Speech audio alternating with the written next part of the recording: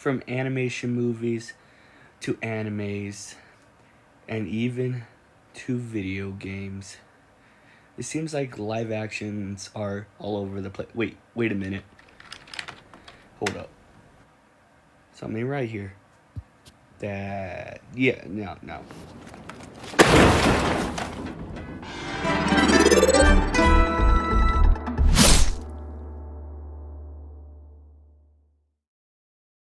What's up, everyone? This is the Undead Ninja here, and I want to talk about the Assassin's Creed live action Netflix TV series. So, this live action has been proven to been teased, I guess, right? That photo that we just had is the only photo and the only evidence that we know so far about the live action, other than the quick AI search right here. So the two main things that we can confirm off the bat are the facts that it's going to be a live action and that it's going to be on Netflix. So let's come up with a list of things that we would like to be in the show. Of course, there's multiple different ideas and ideals that could go around, right? So there is a topic of if we want the modern day to be in the TV show. Okay, so when the Assassin's Creed movie dropped back in what year was it? Like 2016, I think it was. It had a lot of different and mixed reviews. Me personally, I enjoyed the movie. Other people I knew hated it. Okay, and the main reason why they hated it was because there was a lot of disconnection between the Animus and the people inside who went into the Animus. For what I remember, one of the biggest complaints was the fact of the movie was 1 hour 30 minutes to like 1 hour 50 minutes, and it was like a big disconnect between being inside the Animus and being outside of it, right? And so, what I mean by that is you have all this time to go back in history, and it's not being utilized very well or correctly. And then you have all this story that you're trying to give in the modern day segment. But the bigger issue is you're either portraying more on one side or more on the other side. In which I looked up, approximately 30% of the movie was inside the Animus, which means you didn't get that much time to, I guess, learn the characters involved. And then to top it off, it doesn't bring in that insight of memorable moments.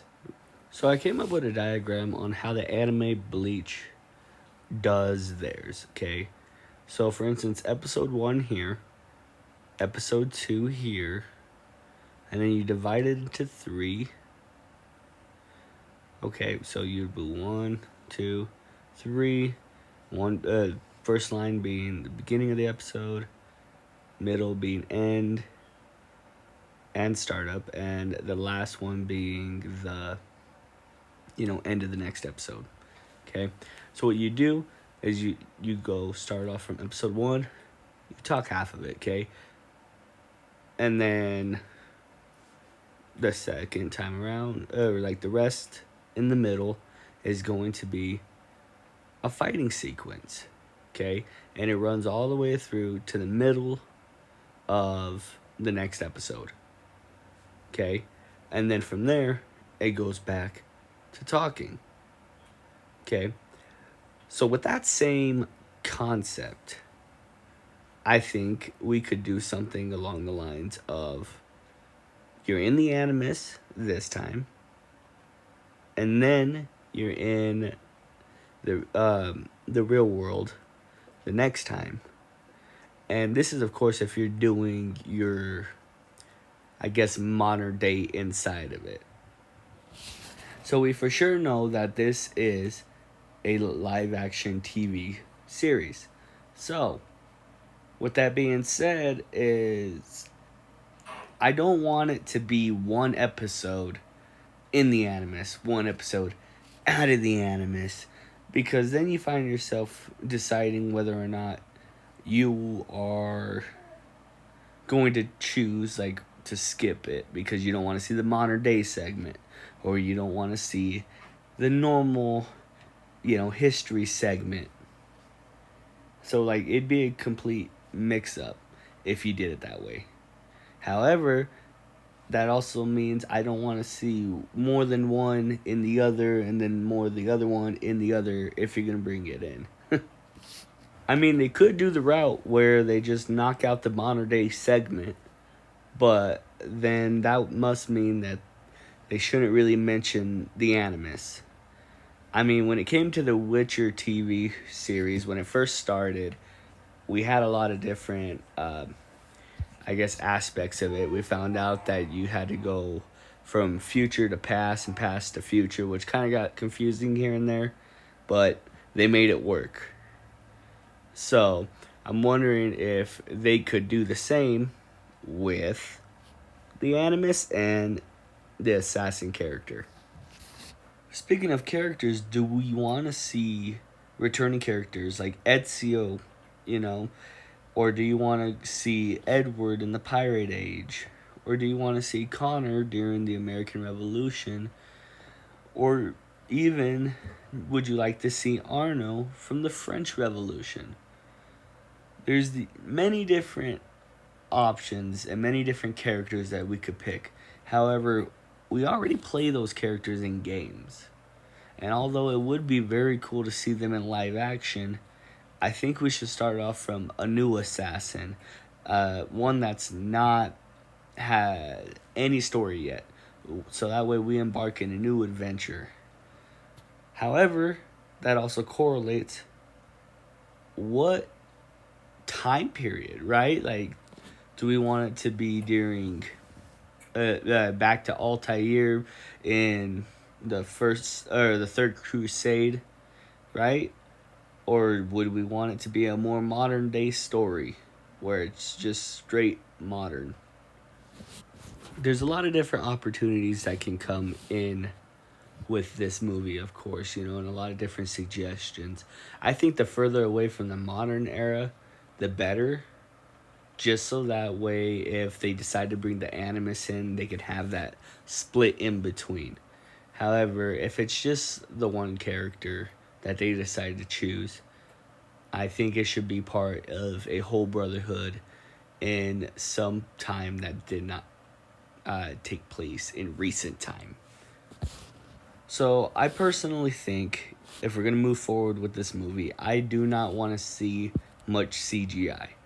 I do understand that you're going to need some to a point to get back to the time period that you are at.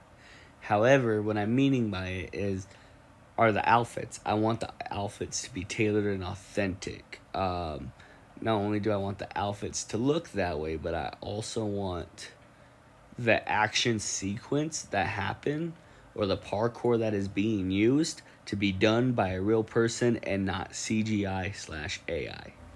Also, shout out to Devin Supertramp for that picture. He did a whole Assassin's Creed in real life type parkour. And honestly, love the guy's stuff. Go watch his videos. Very well put together. And I wouldn't even be upset if they got him on with the Netflix TV show, or even the people who are around doing the parkour itself into the show as well. So let's get into a top 5 list of things I want to see. The first thing being is one protagonist in the past and one protagonist in the future. Okay, I don't want a whole bunch of random characters just being placed all over, so that way we couldn't get any field depth in any characters. And so that comes into this thing, though. I am pro multiple side characters. Okay, the reason why is because you could do so many things to help elevate the protagonist with that. The third thing that I would really want in this, and it's a big one, are the assassins versus templars. It seems like that's something that we haven't really seen much about in the video games for some time. So that's something I really would like to see. The fourth thing being emotional depth to the characters. Like I mentioned before, these characters need to actually show emotion more than what we have seen in the video games. And with that being said, we need a director that can do it well.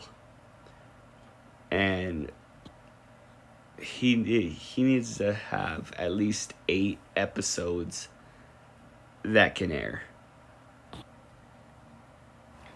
as well as being an hour long. And the reason why I go to bat with game adaptations into like the Netflix TV series, I think that they need to be an hour long so that way they get the same treatment as The Witcher, or with Game of Thrones. You know, you have hour long episodes, and I feel like it can get the point across very well, and it can make it so that way everyone who participated and are watching it could be more in depth with it. However, this also does come up with the idea, do you want it a weekly basis or do you want it to be a seasonal drop? A big thing that we also need to make sure is that it's very accurate to the Assassin's Creed lore. As a lore head myself, that's always a want and always a need, but the big issue lies in what happened with the Halo TV series, where they didn't follow any lore. They kind of went their own way. I mean, Master Chief made love to a random traitor elite lady who teams up with the Covenant. That's a whole random thing, right? But we need something that builds upon the story that we know, or builds upon the next game that comes out. Something that all these can come together and make sense and not be its own timeline. Because the source material is there, you know, like every video game for Assassin's Creed is right there. And even the books, they're not that long. It is honestly time for a redemption arc. We need a redemption better than Taylor Swift's new redemption album, okay? The reason why I say this is because adaptations and video game movies right now have not been doing so well. And we need something that comes in and can prove it wrong. The Witcher was that for the longest time, up until the last point when Henry Cavill decided that he was not going to do it and it was going to be Liam Hemsworth. And I mean, I haven't seen the new season, so I can't really go off and see what he's done and say he was good or bad. What I do know, though, is that there's a lot that can be done to this TV show and a lot of opportunities. Like, they could even create a character and then make a game about him later. I mean, there could even be a possibility that it's Basim that they're trying to correlate with the TV show. The reason why I say that is because of how his game recently came out with a free DLC in Assassin's Creed Mirage. And not only that, but the new free DLC, a lot of people are liking and saying it's very good. So, with that being said, I'm wondering what can be done to help out Assassin's Creed and that, I guess, TV show, especially if they follow Basim. So in my conclusion, I'm going to say I have hope. I think that there's a lot of possibility that can happen out of this. And I think there's a lot of different, for specifically lore aspect, you're going to be learning new things. I also want them to kind of bring back the ESO technology so that way we can have the first civilization again. And I think that if all this correlates together, we will have an amazing TV series. But like I said, they need to do it in good time. They have to have it evened out so that way we're not feeling left out with whether or not we're getting more animus or if we're getting more history. And this is because I'm going off of the premise that they're gonna have the animus and the history to try and play that two roles, two protagonists, two whatever. And how they handle that is what's gonna make this game either very good or very bad. Thanks for clicking on the video, and if you guys are here to the end, I appreciate it very much. I just want to know your guys' opinion. Do you think that they should have a modern day, or do you think that there should be more priorities over with this Netflix TV show? Don't forget to like and subscribe, comment below, let me know what you think. And remember to stay in the shadows and have a great night. One is the loneliest number that you'll ever